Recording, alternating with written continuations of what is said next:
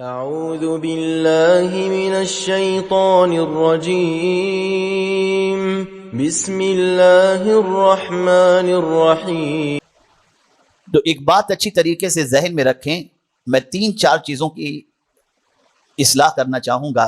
خاص طور پر گناہ کرنے کے باوجود اگر اللہ عز و جل دولت عطا فرمائے، توجہ سے سنیے گا، گناہ کرنے کے باوجود، رات و دن اللہ کی نافرمانی کے باوجود اللہ خوشحالی عطا کرے تو ڈرنا شروع کر دو کہ ان قریب اللہ غفلت میں ہماری پکڑ کر دے گا۔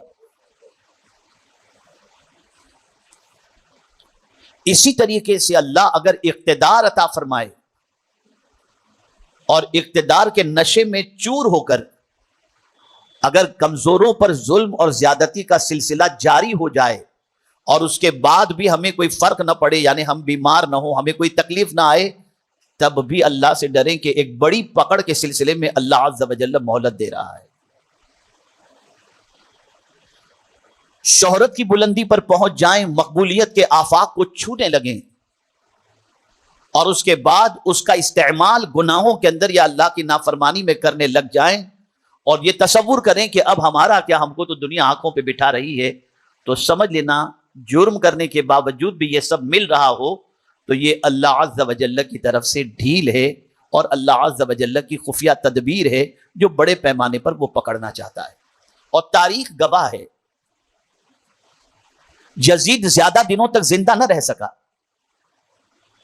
39 سال کی عمر کے اندر موت کی وادیوں سے گزر گیا، لیکن تعیشات اور اقتدار کے نشے میں وہ اتنا چور تھا کہ ذہن میں ایک ہی بات تھی، میں جو چاہوں وہ کر سکتا ہوں۔ اور ابن زیاد اور یزید کے پیروکاروں نے اور اس کے آبان و انصار نے بھی یہ سوچا کہ جب یزید ہمارے ساتھ ہے تو ہم جو چاہیں کریں۔ تو جب اس قسم کا معاملہ آئے تو اللہ کب پکڑتا ہے، ایسا نہیں کہ بس آپ ہوش میں ہو اور پکڑ لیں، نہیں، اللہ نے اپنے پکڑ کا انداز بتایا، اپنی پکڑ کا طریقہ بتایا۔ اللہ فرماتے ہیں افامن اہل القری ان یاتیہم باسنا بیاتا وہم نائمون، یعنی سب سے پہلے وہ گناہ کرنے والے کی ڈائریکٹ پکڑ نہیں کرتا، ظلم کرنے والے کی ڈائریکٹ پکڑ نہیں کرتا، اس کو ہوش و حواس میں ہو اور اس کی پکڑ نہیں کرتا، بلکہ 2 ذکر آیا، ایک رات کا ذکر آیا اور ایک دن کا ذکر آیا۔ اور رات کا ذکر کس طریقے سے، افامن اہل القری ان یاتیہم باسنا بیاتا وہم نائمون، کہ جب وہ رات کو بھرپور نیند کے اندر آنے کے بعد غافل ہو جاتے ہیں، اور ظاہر سی بات ہے کہ نیند غفلت ہی کا نام ہے، کہ نیند آئی اور آدمی غافل ہو گیا، اسے کسی چیز کی خبر نہیں۔ اسی لیے چوریاں رات کو ہوتی ہیں کہ آدمی سویا ہو تو کچھ بھی اٹھا کے لے کر کے جاؤ، پتہ نہیں چلتا۔ تو آدمی جب سویا ہوتا ہے تب وہ غافل ہوتا ہے، اور اس نے سونے سے پہلے اپنے کل کے کئی منصوبے بنا لیے ہوتے ہیں۔ جب وہ رات کی نیند کے اندر غفلت کا شکار ہوتا ہے تو اللہ فرماتا ہے وہ تو یہ سوچتا ہے کل صبح اٹھ کر کے میں یہ کروں گا، لیکن اسے خبر ہی نہیں ہوتی کہ وہ اٹھنے والا ہی نہیں ہے، ہمارا عذاب تو رات ہی کو آ کر اس کو پکڑ لے گا۔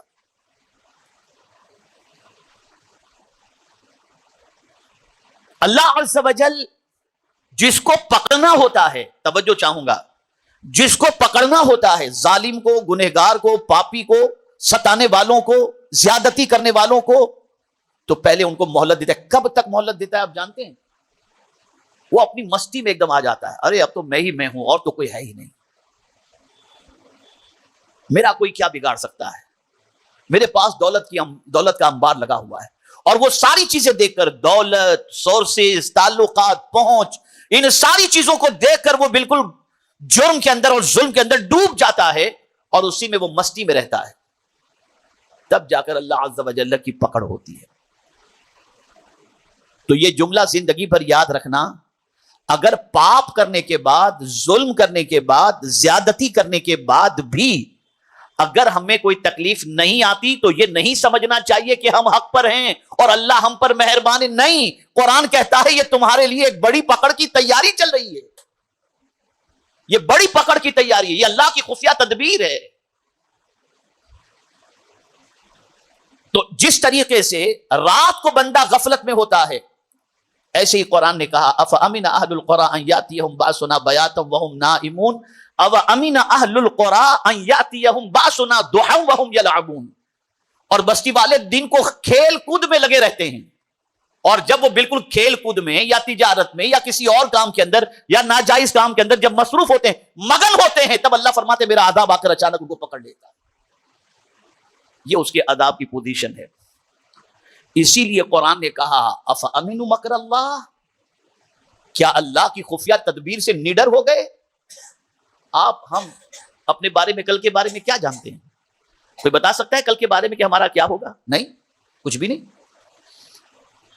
میں نے کئی ایسی اموات دیکھی ہیں کہ جن کے بارے میں سوچ بھی نہیں سکتے تھے کہ یہ بندہ کل مر جائے گا یا تھوڑی دیر بعد مر جائے گا، لیکن موت واقع ہو گئی. اور میں نے بہت سارے کورونا کے زمانے میں ایسے لوگوں کو بھی دیکھا ہے جو کورونا سے پہلے کے دور کے اندر لوگوں کو زکات دیتے تھے، لیکن کورونا کے پیریڈ کے اندر اپنے گھر کے اخراجات کے لیے لوگوں کے دروازوں کو دستک دیتے اور لوگوں سے اپلیکیشن اور ریکویسٹ کرتے ہوئے نظر آئے. اللہ کی خفیہ تدبیر سے کوئی غافل نہیں ہونا چاہیے. اور یہ بات یاد رکھیں، آزمائش غریبی میں زیادہ نہیں ہے، یہ جملہ یاد رکھیے گا.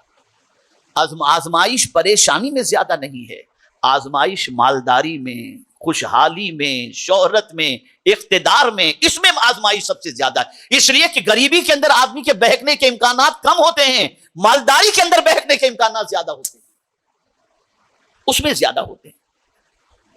اسی لیے پیغمبر رحمت صلی اللہ تعالی علیہ وسلم نے ایک دستور عطا فرمایا، ایک قانون عطا فرمایا کہ جب زمین پر اللہ عز و جل تمہیں کوئی رتبہ عطا کرے تو تمہیں کرنا کیا ہے؟ تو رسول اعظم صلی اللہ علیہ وسلم فرماتے ہیں تم بڑے ہو گئے نا، تو اب چھوٹوں پر شفقت کرو، اور چھوٹوں سے کہا کہ تم بڑے کی تعظیم کرو. اور میں پورے چیلنج کے ساتھ کہتا ہوں، تاریخ کے اندر کسی ولی کو اٹھا کر دیکھ لیجئے کہ کسی ولی نے کسی کمزور پر کبھی ظلم کیا ہو. ہر ولی نے کمزور کو اٹھایا ہے، کمزور کو گرایا نہیں ہے. اور ان کا اتنا بڑا تعلق، آج کے دور کے انسان کا تعلق تو کسی منسٹر سے ہوگا، ولی کا تعلق تو براہ راست خدا سے ہوا کرتا ہے، لیکن اس تعلقات کا بھی کبھی وہ ناجائز فائدہ نہیں اٹھاتے، ہمیشہ گرتوں کو انہوں نے اٹھایا ہے، کبھی کمزوروں پر ظلم نہیں کیا، کبھی ظلم نہیں کیا. یزید نشے میں چور تھا، میرا کوئی کچھ نہیں بگاڑ سکتا. ابن زیاد اور شمر نشے میں چور تھے کہ ہمارا کوئی کچھ نہیں بگاڑ سکتا، لیکن میرے کریم کو جب انتقام لینا ہوا تو وہ نشے میں مست تھے اور ان کو مارا گیا، ان کو ہلاک کیا گیا، ان کو تباہ کیا گیا. اللہ کی خفیہ تدبیر، اس کی ہمارے سلسلے میں کیا پلاننگ ہے ہم کو کچھ نہیں معلوم، کچھ نہیں معلوم. اور اللہ والے اللہ کی خفیہ تدبیر سے اتنے ڈرتے جس کی کوئی انتہا نہیں. اور کون نہیں ڈرتا اللہ کی خفیہ تدبیر سے؟ تو قرآن کہتا ہے جو گھاٹے والا ہے، جو نقصان والا ہے، جو خسارہ اٹھانے والا ہے، وہ اللہ عز و جل کی خفیہ تدبیر سے نہیں ڈرتا. اسی لیے میرے پیارے آقا صلی اللہ علیہ وسلم کے پیارے دیوانوں، خلق قرآن کے مسئلے پر امام احمد ابن حنبل رضی اللہ تعالیٰ عنہ سے جب کہا گیا اور امام احمد ابن حنبل اپنے موقف پر قائم رہے اور خلق قرآن کے مسئلے کے اندر بادشاہ وقت سے خلیفہ وقت سے الجھ گئے، ان کو سزائیں دی گئیں، لیکن کہا کہ آپ یہ موقف سے ہٹ جائیے. لیکن امام احمد ابن حنبل نے تکلیفیں برداشت کی، پریشانیاں برداشت کی، کوڑوں کے زخم برداشت کیے، لیکن اپنے موقف سے نہیں ہٹے. تو امام احمد ابن حنبل کو ہٹانے کے لیے ان کے پاس دولت کا انبار بھیجا گیا، لیجئے آپ اپنی ضرورتوں کو پوری کیجئے اور اپنے موقف سے ہٹ جائیے. تب امام احمد ابن حنبل کی آنکھوں میں آنسو آ گئے تھے اور انہوں نے کہا خدا کی قسم یہ امتحان جو ہے نا، یہ اس امتحان سے بڑا ہے جو کوڑوں والا امتحان ہے، اس سے بڑا امتحان یہ ہے، اس لیے کہ دولت ایسی چیز ہے کہ اس کے آگے آدمی سرنڈر ہو جاتا ہے. تو ضرورت اس امر کی ہے کہ اللہ کی خفیہ تدبیر سے بچو. اللہ دے تو آپ یاد رکھیں گناہ نہ کرو، اللہ اقتدار دے کمزوروں پر ظلم نہ کرو. اللہ دے، آپ خود دیکھیں رسول اعظم صلی اللہ علیہ وسلم کو مکے والوں نے ستایا تھا، سرکار ہجرت فرما گئے، مکہ چھوڑ کر مدینے چلے گئے، صحابہ کے مکانات مکے والوں نے لے لیے، سارے کاروبار کو قبضے میں کر لیا. لیکن حضور صلی اللہ علیہ وسلم جب فاتح مکہ بن کر مکہ مکرمہ تشریف لے گئے تو سرکار صلی اللہ علیہ وسلم کی گردن مبارک اپنی سواری پر جھکی ہوئی تھی، یعنی شہر میں فاتح بن کر، کامیاب بن کر کے ستانے والوں کو اپنے کنٹرول میں کرنے کے لیے جا رہے ہیں تو سینہ تان کر کے نہیں، گردن جھکا کر کے جا رہے ہیں. سب کو ڈر تھا کہ اب تو ہم سے بدلہ لیا جائے گا، لیکن مدینے کے تاجدار صلی اللہ علیہ وسلم نے برجستہ فرمایا اذهبوا فانتم الطلقاء، جاؤ تم سب آزاد ہو، میں نے تم سب کو معاف کر دیا. یہ ہے سمجھنے کی چیز. یقیناً آپ سنیں گے یزید کا یہ انجام ہوا، ابن زیاد کا یہ انجام ہوا، شمر کا یہ انجام ہوا، وہ ایسے مرے ویسے مرے، لیکن سمجھنا سب سے بڑا سبق یہ ہے کہ اللہ ہلاک کرنے کے لیے کون سا طریقہ اپناتا ہے اور کب وہ ہلاک کرتا ہے، جسے سمجھنا بے پناہ ضروری ہے. حضرت جبریل امین علیہ الصلاۃ والتسلیم ہمیشہ روتے رہتے، ہمیشہ روتے رہتے. جبریل معصوم، جن سے گناہ ہونا محال، اور پھر سید الملائکہ، سارے فرشتوں کے اپنی جگہ پر شان ہے، لیکن جبریل کی شان کیا ہے؟ تو جبریل ہی کو امین کہا جاتا ہے، باقی کسی فرشتے کو امین نہیں کہا جاتا. امین کا لقب حضرت جبریل کے لیے ہے. کیوں؟ اللہ نے ان کو قرآن دیا حضور کو پیش کرنے کے لیے، تو جیسا دیا ویسا ہی لا کر کے انہوں نے پیش کیا، اس میں کوئی خیانت، کچھ ملاوٹ نہیں کی، تو اللہ عز و جل کی طرف سے ان کو امین کا لقب مل گیا. یہ بڑے امانت دار ہیں، کچھ اس کے اندر تبدیل. اتنے بڑے سید الملائکہ، لیکن روتے تھے، ہمیشہ ہمیشہ روتے تھے. پوچھا گیا، سرکار صلی اللہ علیہ وسلم نے دریافت فرمایا، اے جبریل کیوں رو رہے ہو؟ تو عرض کرتے ہیں کہ یا رسول اللہ صلی اللہ تعالی علیہ وسلم، جب سے جہنم کو اللہ نے پیدا کیا ہے تب سے اس کے خوف کی وجہ سے رو رہا ہوں کہ پتہ نہیں کون سی ایسی غلطی ہو جائے جس کی وجہ سے اللہ عز و جل کے میں عتاب کا شکار ہو جاؤں. اس لیے توجہ چاہوں گا، اس لیے کہ میں نے ابلیس کا حشر دیکھا ہے.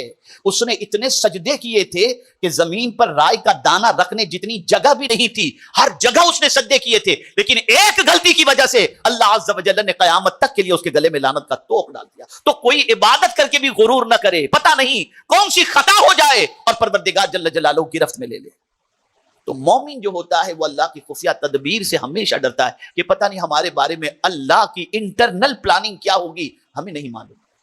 ہم مزے لیتے رہتے ہیں، ہم مست رہتے ہیں، لیکن ہمیں نہیں معلوم کہ اس کی پکڑ کس طریقے سے ہو. اس لیے اس کی خفیہ تدبیر سے ہمیشہ بچتے رہنا چاہیے، ہمیشہ ڈرتے رہنا چاہیے. اور یہ کب خاص طور پر؟ تو اس وقت ڈرو جب اللہ بہت کچھ عطا کر دے، تب ڈرو کہ پتہ نہیں یہ عطا کرنے اللہ عز و جل کی کوئی حکمت تو نہیں ہے، کہیں ہم سے کوئی چک تو نہیں ہو گئی کہ وہ دے کر کے ہمیں آزما رہا ہے کہ ہم کیا کرتے ہیں. ہاں اگر اس نے دیا ہے اور کمزوروں پر ظلم بھی نہیں ہو رہا، کمزوروں کی خیر خواہی ہو رہی ہے، پیسے کا استعمال حرام کام میں نہیں ہو رہا، ناجائز کام میں نہیں ہو رہا، جائز کاموں کے اندر ہو رہا ہے، تو پھر اللہ کا شکر ادا کرو کہ اللہ نے تمہیں بھی پسند کر لیا اور تمہارے مال کو بھی پسند کر لیا. پھر یہ سمجھ لو